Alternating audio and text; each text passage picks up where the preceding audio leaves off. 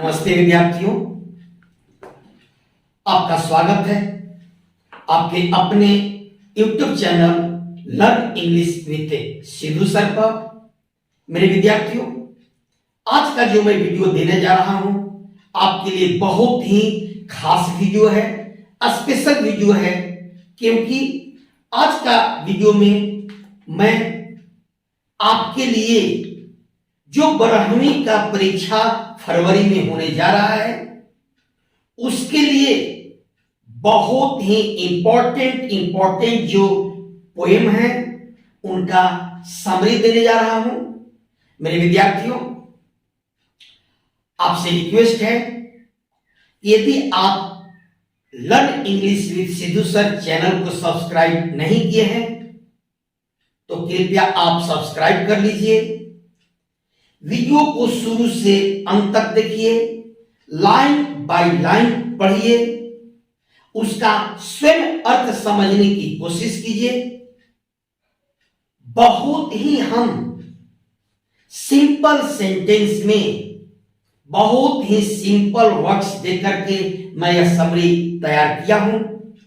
तो मेरे विद्यार्थियों,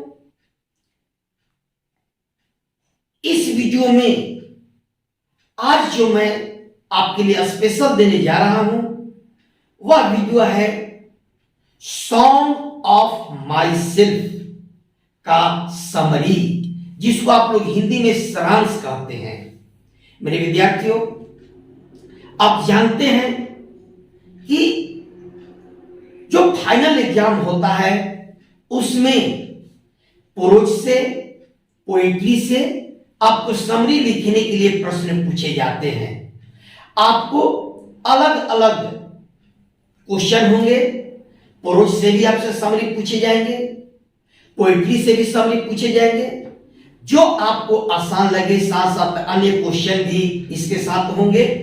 समरी में जो आपको आसान लगे आप उसका जवाब दीजिए, प्रोज भी दीजिए, पोएट्री दोनों से दे सकते हैं, या अन्य जो आपको आसान प्रश्न लग रहे हैं जिसका जवाब आप आसानी से दे सकते हैं। परीक्षा में वैसा ही करना चाहिए। मेरे विद्यार्थियों, परीक्षा में इस बात का ध्यान रखना चाहिए कि समय सीमा के अंदर आप अपने सभी प्रश्नों का उत्तर आसानी से दे लें। मेरे विद्यार्थियों, सॉन्ग ऑफ माई सेल्फ जो आपके आगामी परीक्षा के लिए बहुत ही इंपॉर्टेंट है, यह समरी आने वाला है। आर्ट, साइंस, कॉमर्स किसी भी संकाय के क्वेश्चन में पूछे जाएंगे। तो इसीलिए मैं आपके लिए स्पेशल में वीडियो देने जा रहा हूं जो आपके लिए इंपॉर्टेंट पोएम है उसका समरी। तो मेरे विद्यार्थियों, आज इस वीडियो में मैं सॉन्ग ऑफ माई सेल्फ का समरी आपको बताने जा रहा हूं। मेरे विद्यार्थियों, ध्यान दीजिए, आपको स्क्रीन पर साफ झलकता होगा, आपको स्पष्ट दिखाई देता होगा कि यह सॉन्ग ऑफ माई सेल्फ का समरी है, जिसको आप हिंदी में सारांश कहते हैं। मेरे विद्यार्थियों, सॉन्ग ऑफ माई सेल्फ पर मैं पहले भी कई वीडियो आपको दिया हूं, वर्ड मीनिंग का दिया हूं, कभी परिचय का दिया हूं, साथ साथ song of my self poem को मैं लाइन बाय लाइन उसका हिंदी रूपांतर भी पढ़ाया हूं। इसके साथ साथ आपको सॉन्ग ऑफ माई सेल्फ पर बहुत सारे ऑब्जेक्टिव क्वेश्चंस भी आपको दिया हूं। आज मैं इस स्पेशल वीडियो में सॉन्ग ऑफ माई सेल्फ का मैं समरी आपको बताने जा रहा हूं। मैं एक एक लाइन का, लाइन बाय लाइन का इसका हिंदी भी आपको समझा दे रहा हूं। मेरे विद्यार्थियों, आप इस वीडियो को शुरू से अंत तक जरूर देखिएगा, लाइन बाय लाइन इसको पढ़िएगा। आप पाइएगा बहुत आसानी से इसका हिंदी आप स्वयं समझ जाएंगे। तो आइए हम लोग शुरू करते हैं। सॉन्ग ऑफ माई सेल्फ, जिसके कवि हैं वाल्ट व्हिटमैन। इस कविता का सारांश यानी समरी। तो मेरे विद्यार्थियों, मैं एक एक लाइन पढ़ करके उसका हिंदी आपको बता रहा हूं, ध्यान दीजिए, the present poem song of myself has been composed by the great American poet Walt Whitman. मेरे विद्यार्थी, प्रस्तुत कविता स्वयं का गीत यानी सॉन्ग ऑफ माई सेल्फ प्रसिद्ध अमेरिकन कवि, महान अमेरिकन कवि वाल्ट व्हिटमैन के द्वारा लिखी गई है या रची गई है। In this poem the poet tells about himself. इस कविता में कवि स्वयं के बारे में कहते हैं। He enjoys himself and sings for himself। वे जीवन के खुद आनंद लेते हैं, यानी स्वयं आनंद लेते हैं और जीवन के लिए स्वयं गाते हैं। आगे के पैराग्राफ में द पोएट टेल्स हिमसेल्फ, कवि स्वयं के बारे में कहते हैं दैट कि every atom of his blood has been formed by the same soil and the same air। कवि कहते हैं कि मेरे रक्त के एक एक कण यानी मेरे रक्त के एक एक कतरा इन्हीं मिट्टियों और इन्हीं हवाओं से बना है। There is no difference between his blood and the blood of others। दूसरे के रक्त में और मेरे रक्त में किसी प्रकार की भिन्नता नहीं है, यानी हर इंसान का रक्त एक ही प्रकार का है, यानी भगवान ने हम सबको इंसान बना करके भेजा है। हम सभी को अपने कर्तव्य करना है, इससे जिंदगी के रंगमंच पर अपना अपना कर्तव्य करना है, अपना अपना रोल अदा करना है। आगे के पंक्ति में कवि कहते हैं he tells himself bad। वे स्वयं को गलत कहते हैं, but his soul is not bad। लेकिन उनकी आत्मा गलत नहीं है। He hates those men who try to give pain to others। कभी वैसे लोगों से घृणा करते हैं जो दूसरों को दर्द देते हैं। कहने का मतलब हुआ, थोड़ा सा समझा देता हूं मेरे विद्यार्थियों। कवि का कहने का मतलब यह हुआ, जब आप मेरा पीछे का video song of my self का कविता का जो मैं लाइन बाय लाइन हिंदी रूपांतर बताऊं उसमें आप देखे होंगे तो जरूर पाए होंगे।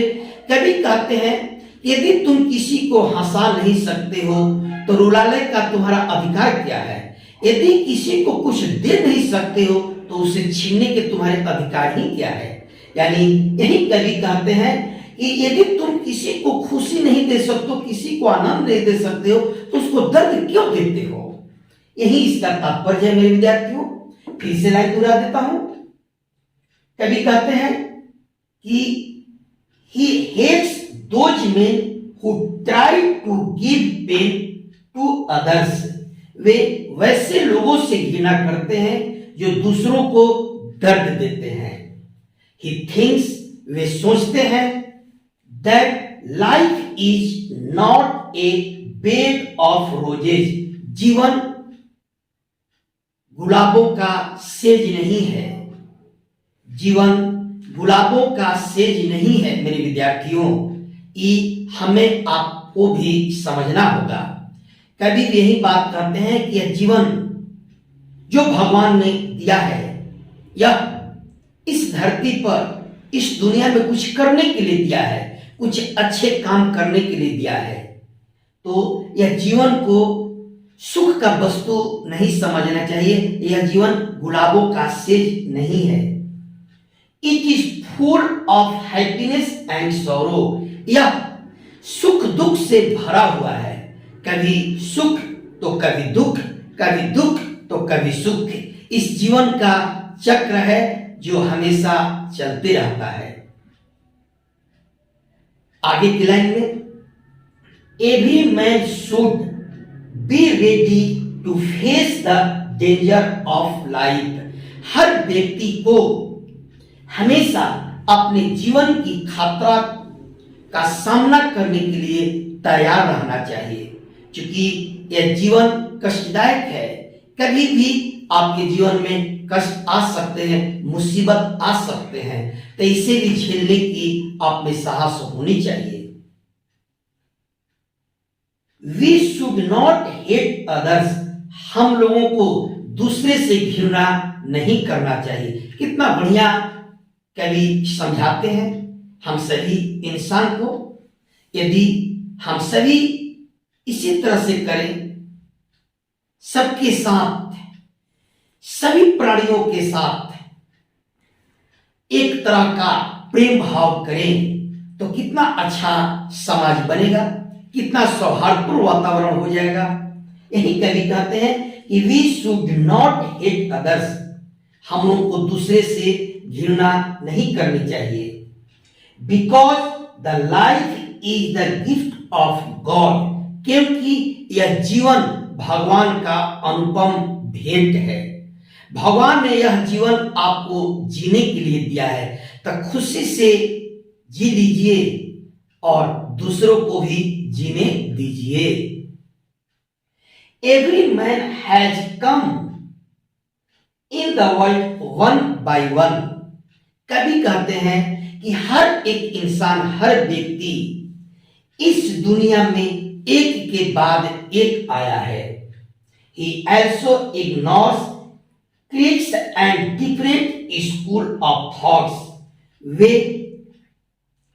धर्म संप्रदाय, पुरानी परंपराएं, भिन्न भिन्न सोचने की तरीका को उपेक्षा करते हैं, इग्नोर करते हैं, त्याग देते हैं। कभी कहते हैं कि हमें भी पुरानी परंपराएं, पुरानी धार्मिक मान्यताएं और सोचने की तरीका का त्याग देना चाहिए। किसी से जात पात, ऊंच नीच, धर्म संप्रदाय का भेदभाव नहीं करना चाहिए। हमें भी अपने सोचने की तरीका बदल देना चाहिए, पुरानी परंपराओं को त्याग देना चाहिए। द पोएट टेल्स, कवि कहते हैं दैट कि देयर इज नो गुड और bad thing in the life.